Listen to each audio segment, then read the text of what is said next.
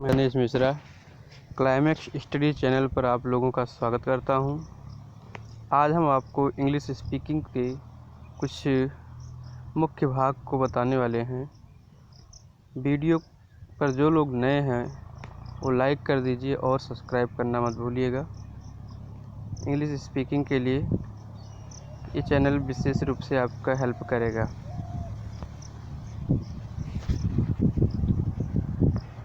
We will take the first sentence. I used to with the family WH।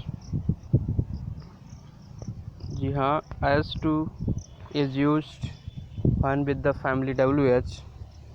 It has the meaning that।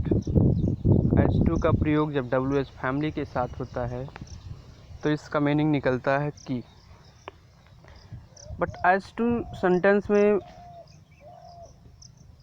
अनिवार्य नहीं है, इसका प्रयोग हम कर भी सकते हैं और नहीं भी कर सकते हैं।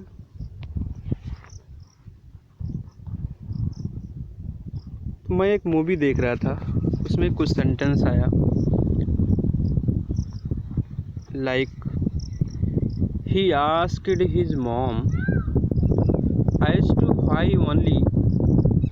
ही asked his mom as to why only he is blamed for any wrongdoing that his brother does। अब इसका अर्थ देखिए क्या होता है। He asked his mother, उसने अपनी माता से पूछा। As to why only he is blamed for any wrongdoing, कुछ गलत करने के लिए उसे ही क्यों दोष लगाया गया है। दैट हिज ब्रदर डज, जो गलती उसके भाई ने किया है। तो एज टू का अर्थ यहाँ पे हो गया जो कि या कि। तो इंग्लिश स्पीकिंग में हम एज टू का प्रयोग कर सकते हैं दो वाक्यों में, दो सेंटेंसेस में आपस में कंपैरिजन के लिए। He asked his mom as to why he is blamed, why only he is blamed for any wrongdoing that his brother does. उसने अपनी माता से पूछा कि केवल उसे ही क्यों कोई गलती करने के लिए दोष लगाया गया है। दैट हिज ब्रदर डज, जो गलती उसके भाई ने किया है। तो एज टू की के अर्थ में हो सकता है। फिर इसी एग्जाम्पल के लिए हमने दूसरा सेंटेंस भी लिया है। इसमें देखिए say you are in a theatre. Say का मतलब होता है सपोज दैट, मान लीजिए you are in a theatre, आप एक थिएटर में हैं। And you happen to meet your dad, और अवसरवश आप अपने पिता से मिल जाते हैं देयर, वहाँ। हाउ वुड यू रिएक्ट, तो आप प्रतिक्रिया कैसे करेंगे, आपकी प्रतिक्रिया क्या हो सकती है। तो यहाँ पर इस सेंटेंस में से को लिया गया है, जैसा कि पहले सेंटेंस में हो गया आपका एज टू, दूसरे सेंटेंस में हो गया से का अर्थ हो गया आपका सपोज दैट, मान लीजिए you are in a theatre, आप थिएटर में हैं। And you happen to meet your dad there, और वहाँ आपके पिताजी वहाँ मिल जाते हैं। हाउ डू यू रिएक्ट, आप रिएक्ट कैसे करेंगे। एक एक सेंटेंस को गहराई से देखिएगा तो आपको ये सारे जो स्पीकिंग लैंग्वेज में जो वर्ड फ्रेज प्रयुक्त होते हैं, प्रयोग किए जाते हैं, इनके बारे में आप बहुत ही गहराई से जान पाएंगे।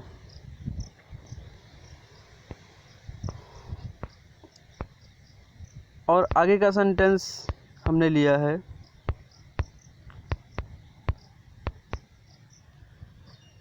You can take my help, his help और anybody is for that matter. ये फ्रेज़ है आपका फॉर दैट मैटर। यहाँ पर हमने तीनों फ्रेज ले लिया, एज टू, से, फॉर दैट मैटर। तो एज टू का अगर प्रयोग हम यहाँ पर नहीं भी करते हैं, क्योंकि ये डायरेक्ट इनडायरेक्ट सेंटेंस में व्हाई का प्रयोग हमारा कंजक्शन के रूप में आ जाता है, फिर भी एज टू का प्रयोग स्पीकिंग लैंग्वेज में एक स्टाइल के रूप में हो जाता है। ये बहुत ही अनिवार्य नहीं है।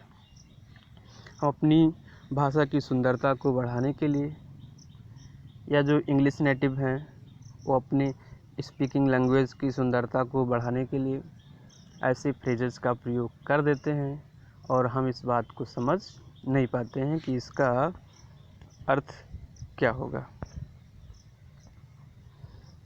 तीसरे सेंटेंस में फॉर दैट मैटर, और इसका यहाँ पे आपको मीनिंग हो जाएगा इस संबंध में, इन दिस रिगार्ड। क्या होगा? इस संबंध में, इन दिस रिगार्ड। से, ये तो हो गया you are in a theatre, समझ में आ गया। तीसरा सेंटेंस देखिए, you can take my help, his help, आप मेरी सहायता ले सकते हैं, हिज हेल्प, उसकी सहायता ले सकते हैं, और एनी बॉडी इज, इसके अलावा आप किसी की भी सहायता ले सकते हैं, फॉर दैट मैटर, इसका मतलब हो गया इस मामले में, इस संबंध में। तो you can take my help, आप मेरी सहायता ले सकते हैं, हिज हेल्प, उसकी सहायता ले सकते हैं, और any bodies else for that matter, इस संबंध में आप किसी की भी सहायता ले सकते हैं। तो फॉर दैट मैटर, इस प्रयोग फ्रेज को हम प्रयोग ना भी करें तो भी हमारे सेंटेंस के अर्थ पर कोई इफ़ेक्ट पड़ने वाला नहीं है। और इसी संबंध में हम आगे भी फ्रेज एक लिए हैं।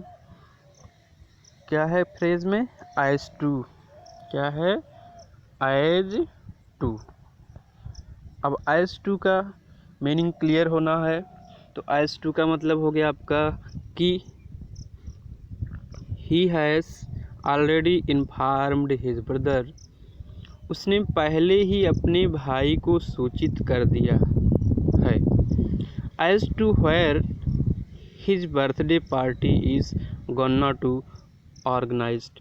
गोना का मतलब होता है गोइंग टू बी, गन्ना का मतलब हो गया गोइंग टू बी और organised. He has already informed his brother, उसने अपने भाई को पहले ही सूचित कर दिया है। As to where his birthday party, कि उसकी बर्थडे पार्टी, जन्मदिन की party, is going to organised, कहाँ आयोजित होने जा रही है। तो एज टू को अगर यहाँ से हम रिमूव भी कर देते हैं वेयर लगाने से, फिर भी हमारे इसके मीनिंग पर कोई इफ़ेक्ट पड़ने वाला नहीं है। फिर भी सेंटेंस की सुंदरता को बढ़ाने के लिए हम एज टू का प्रयोग कर सकते हैं, और यहाँ पे ये कोई अनिवार्य नहीं है। तो आप ऐसे सेंटेंस को अपनी स्पीकिंग लैंग्वेज में यूज़ कर सकते हैं। और 5 नंबर पे हमने वही एग्जांपल लिया है, we had no idea as to. ठीक, एज टू आ गया। As to is related to the WH family.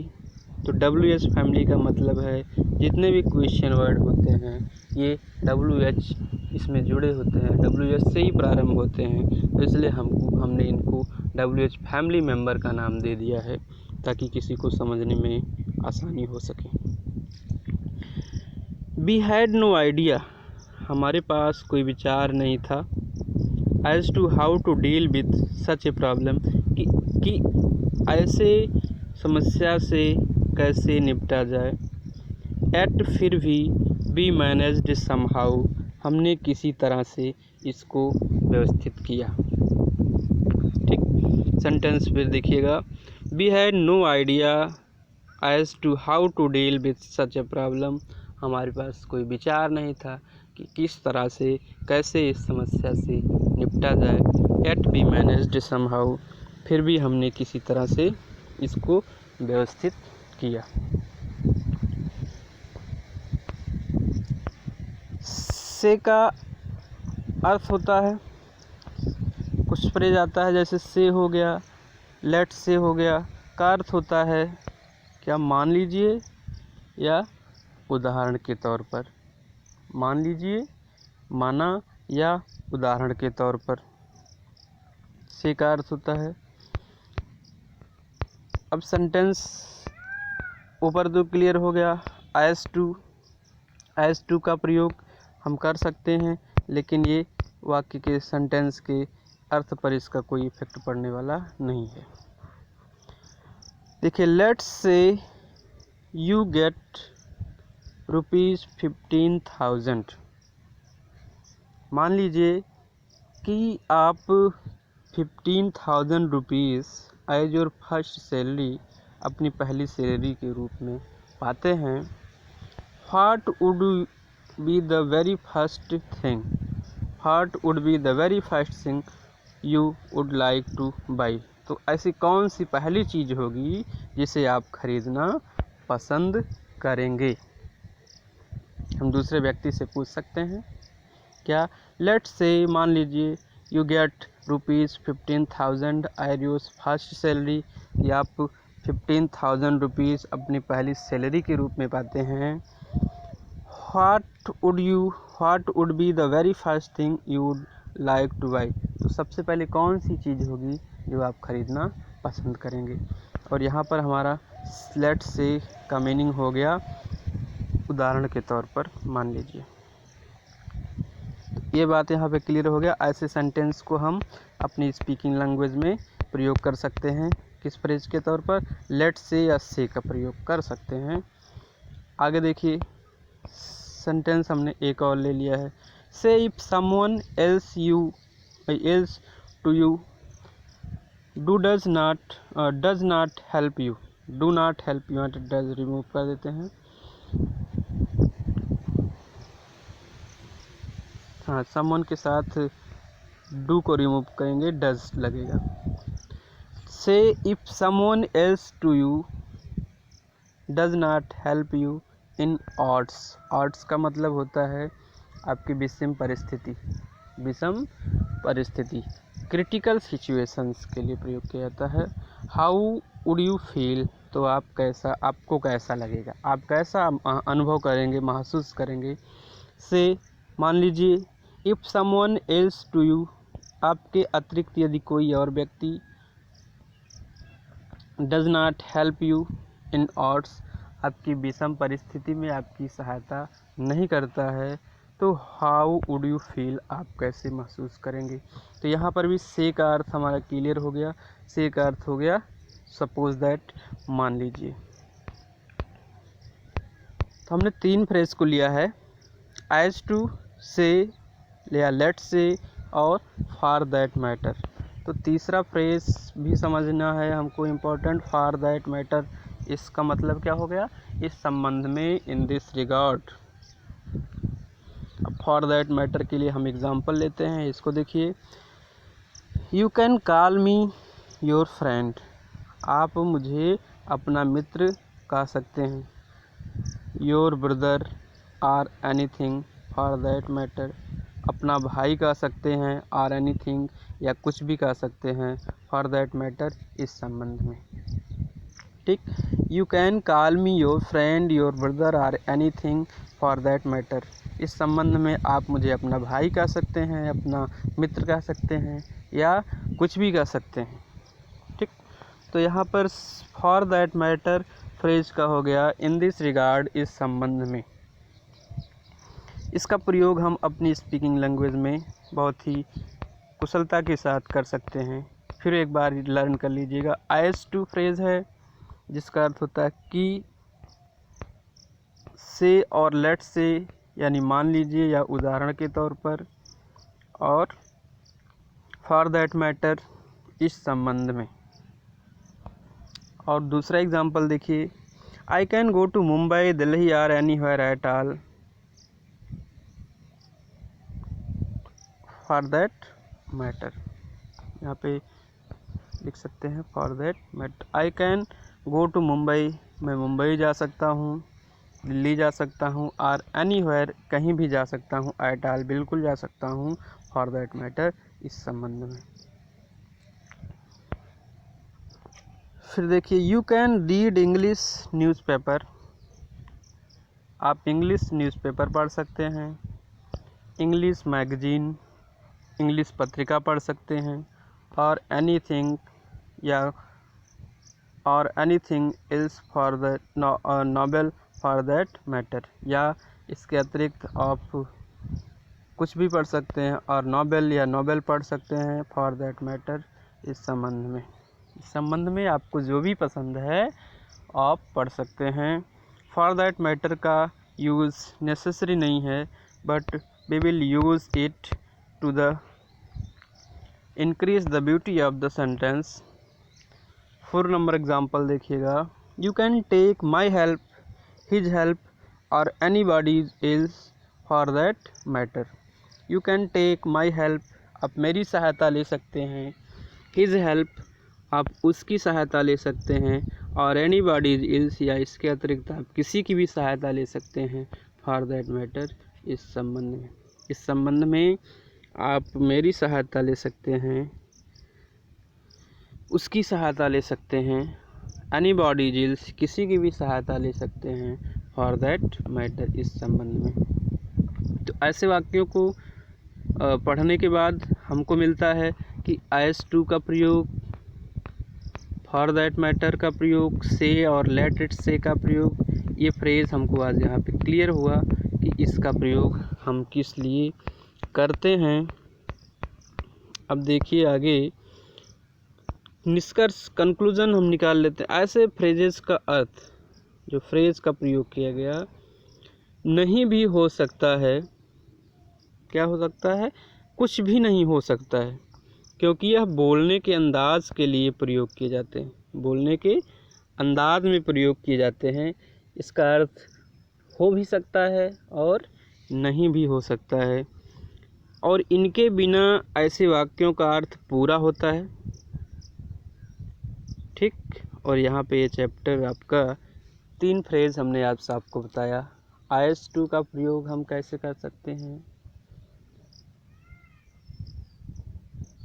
और से लेट से का प्रयोग कैसे कर सकते हैं, फॉर दैट मैटर का प्रयोग।